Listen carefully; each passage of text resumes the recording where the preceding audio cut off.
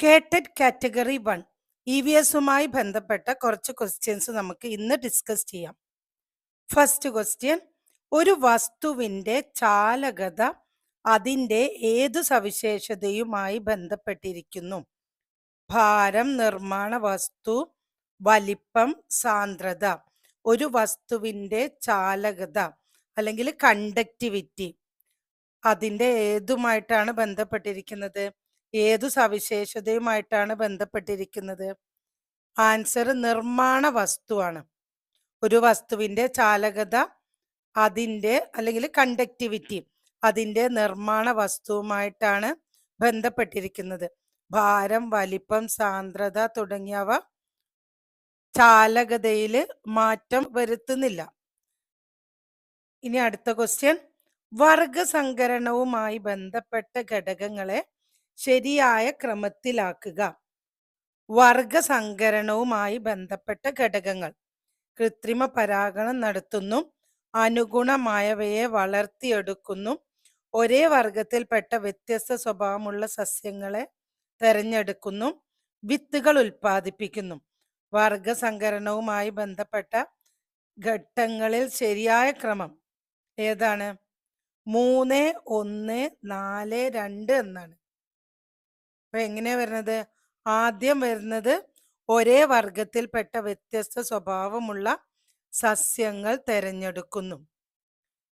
അടുത്തത് കൃത്രിമ പരാഗണം നടത്തുന്നു. അതിനുശേഷം വിത്തുകൾ ഉൽപ്പാദിപ്പിക്കുന്നു. പിന്നീട് അനുഗുണമായവയെ വളർത്തിയെടുക്കുന്നു. അപ്പൊ 3, 1, 4, 2 ഈ ക്രമത്തിലാണ് വരേണ്ടത്. ഭൂമിയുടെ ഏറ്റവും പുറമേയുള്ള പാളി ഏത്? ഭൂമിയുടെ പാളികൾ ഏതൊക്കെയാണ്? Crest, mantle, core. ഇതിൽ ഏറ്റവും പുറമേയുള്ള പാളി ഏതാണ്? ഏറ്റവും പുറമേയുള്ള പാളി ഭൂവൽക്കമാണ്. ക്രസ്റ്റ്, മാന്റിൽ, കോർ എന്നിങ്ങനെയാണ് വരുന്നത്. ജലശുദ്ധീകരണ പ്രവർത്തനത്തിലെ പ്രധാന ഘട്ടമായ കൊയാഗുലേഷനിൽ നടക്കുന്നത്: ജലത്തിലെ ഓക്സിജന്റെ അളവ് കൂട്ടുന്നു, ജലം അണുവിമുക്തമാക്കപ്പെടുന്നു, ജലം അരിച്ചെടുക്കുന്നു, ജലത്തിൽ കലർന്ന ഖരപദാർത്ഥങ്ങളെ അടിയിക്കുന്നു. കൊയാഗുലേഷൻ എന്ന് പറഞ്ഞാല് അതിൽ ജലത്തിലെ അലിയാത്ത ചെറിയ കണങ്ങൾ കൂട്ടമായി ചേർന്ന് വലിയ കണങ്ങളായിട്ട് മാറുന്ന പ്രക്രിയ. അപ്പൊ ജലത്തിൽ കൊയാഗുലന്റ് ചേർക്കുമ്പോൾ ചെറു കണങ്ങളൊക്കെ കൂട്ടമായി ചേർന്ന് വലിയ കണങ്ങളായി മാറുന്ന പ്രക്രിയയാണ് കൊയാഗുലേഷൻ. ജലശുദ്ധീകരണ പ്രവർത്തനത്തിലെ പ്രധാന ഘടകമായ കൊയാഗുലേഷനിൽ നടക്കുന്നത് എന്താണ്? ജലത്തിൽ കലർന്ന ഖരപദാർത്ഥങ്ങളെ അടിയിക്കുന്നു. എല്ലാം കൂടെ ഒരു മാറ്റിയാണ് ചെയ്യുന്നത്. ഭൗമദിനമായി ആചരിക്കുന്ന ദിവസം ഏത്? Earth day. March 22, April 22, June 5, September 5. March 22 എന്താണ്? ലോക ജലദിനമാണ്, വേൾഡ് വാട്ടർ ഡേ. ജൂൺ 5 ലോക പരിസ്ഥിതി ദിനം. സെപ്റ്റംബർ 5 ഇന്ത്യയിൽ അധ്യാപക ദിനമായിട്ട് ആചരിക്കുന്നു. അപ്പൊ ഇവിടുത്തെ കറക്റ്റ് ആൻസർ ഏപ്രിൽ 22 ആണ് എർത്ത് ഡേ ആയിട്ട് ആചരിക്കുന്നത്. ജലത്തിനടിയിൽ ശബ്ദം അളക്കാൻ ഉപയോഗിക്കുന്ന ഉപകരണം ഏത്?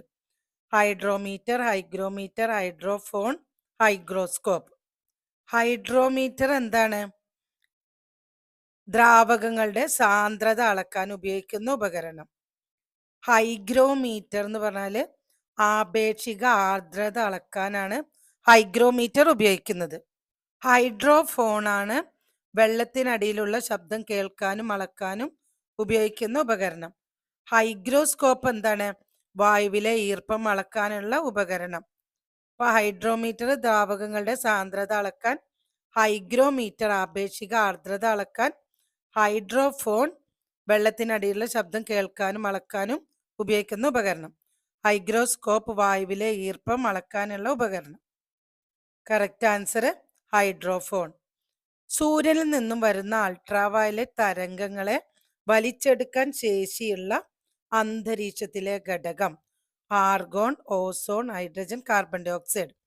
അൾട്രാവയലറ്റ് തരംഗങ്ങളെ വലിച്ചെടുക്കാൻ ശേഷിയുള്ള അന്തരീക്ഷത്തിലെ ഘടകമാണ് ഓസോൺ. സ്യൂഡോമോണസ്, അസോസ്പൈറില്ലം തുടങ്ങിയ സൂക്ഷ്മജീവി വളങ്ങളുടെ പ്രാധാന്യം എന്ത്?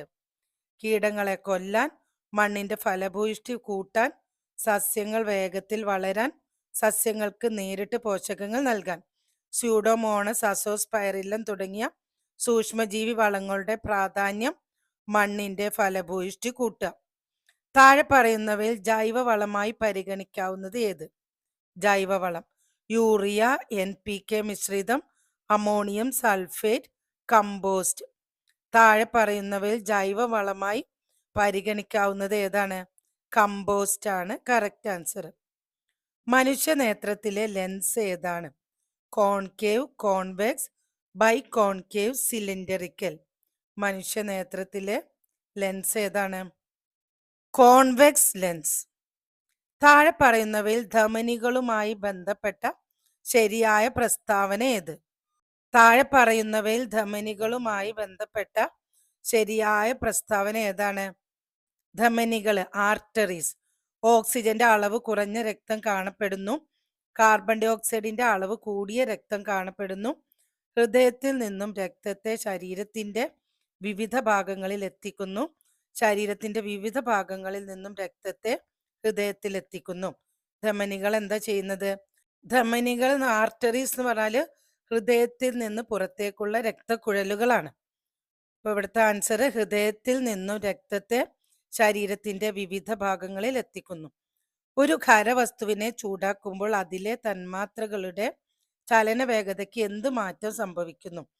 ചലനവേഗത കുറയുന്നു, ചലനവേഗത കൂടുന്നു, നിലവിലെ അവസ്ഥ തുടരുന്നു, ഇവയൊന്നുമല്ല. ഒരു ഖരവസ്തുവിനെ ചൂടാക്കുമ്പോൾ അതിലെ തന്മാത്രകൾക്ക് ചലനവേഗത കൂടുന്നു, അതിലെ തന്മാത്രകൾക്ക് ഊർജം ലഭിക്കുന്നു, അതിനാൽ ചലനവേഗത കൂടുന്നു. പ്രോട്ടീന്റെ അഭാവം മൂലമുണ്ടാകുന്ന രോഗം: കാണ, ബെറിബറി, സ്കർവി, സ്കോഷിയോർക്കർ. പ്രോട്ടീന്റെ അഭാവം മൂലമുണ്ടാകുന്ന രോഗം ഏതാണ്? കോഷിയോർക്കർ ആണ് പ്രോട്ടീന്റെ അഭാവം മൂലമുണ്ടാകുന്ന രോഗം. മുറിവുണ്ടാകുമ്പോൾ രക്തം കട്ടപിടിക്കാൻ സഹായിക്കുന്ന vitamin: vitamin A, vitamin B, vitamin C, vitamin K. മുറിവുണ്ടാകുമ്പോൾ രക്തം കട്ടപിടിക്കാൻ സഹായിക്കുന്ന വിറ്റാമിൻ കെ ആണ്. സീസ്മോഗ്രാഫിന്റെ ഉപയോഗം എന്ത്? ജനസംഖ്യ വളർച്ച നിരക്ക് അറിയാൻ, ഭാരം അളക്കുന്നതിന്, അഗ്നിപർവ്വത സ്ഫോടനം മുൻകൂട്ടി അറിയുന്നതിന്, ഭൂചലനങ്ങൾ നിരീക്ഷിക്കുന്നതിന്. സീസ്മോഗ്രാഫിന്റെ ഉപയോഗം എന്താണ്? ഭൂചലനങ്ങൾ നിരീക്ഷിക്കുന്നതിന്. അപ്പോൾ എല്ലാവർക്കും വീഡിയോ ഇഷ്ടപ്പെട്ടെങ്കിൽ ലൈക്ക് ചെയ്യുക. നിങ്ങൾക്ക് ഉപകാരപ്രദമായെങ്കിൽ നിങ്ങളുടെ കൂട്ടുകാർക്ക് കൂടി ഷെയർ ചെയ്യുക. അതുപോലെ തന്നെ നിങ്ങളുടെ അഭിപ്രായങ്ങളും നിർദ്ദേശങ്ങളും കമൻറ്റ് ബോക്സിലൂടെ എന്നെ അറിയിക്കുക. നന്നായിട്ട് പഠിക്കുക. All the best.